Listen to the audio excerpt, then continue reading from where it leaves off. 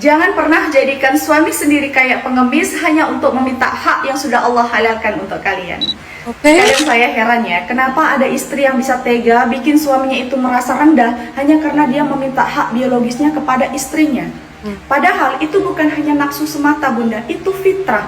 Fitrah yang Allah sendiri halalkan, fitrah yang Allah jadikan sebagai penenang hati, penjaga kesetiaan, dan penjaga di dalam rumah tangga kita. Betul. Tapi ada suami yang sampai harus menahan malu, minta pelan-pelan, takut dimarahin, takut ditolak sama istrinya sendiri, padahal itu adalah hak dia dalam mendapatkan hak biologis. Padahal istri yang menolak tanpa alasan syar'i, istri yang bikin suaminya itu merasa hina, itu bukan hanya menyakiti perasaan seorang suami, tapi juga ada dosa besar yang dilanggar.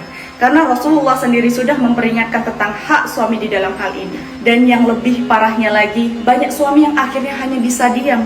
Bukan karena dianya itu nggak punya kebutuhan, tapi dianya udah terlalu sering ditolak sama istrinya sehingga dia hanya bisa memendam perasaannya sendiri. Terus istri akan merasa heran, kenapa suamiku sekarang jauh?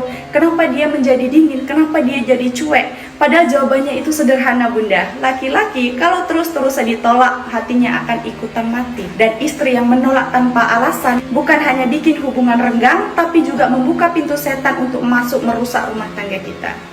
Jadi ingat ya bunda, jangan jadikan suamimu itu seperti pengemis atas hal yang sudah Allah halalkan untuk kalian berdua. Hormati dia, layani dia, bahagiakan dia, karena apa yang kamu jaga hari ini, Allah akan jaga untukmu di suatu hari nanti. Ya, ini pesan-pesan buat yang sudah berumah tangga ya.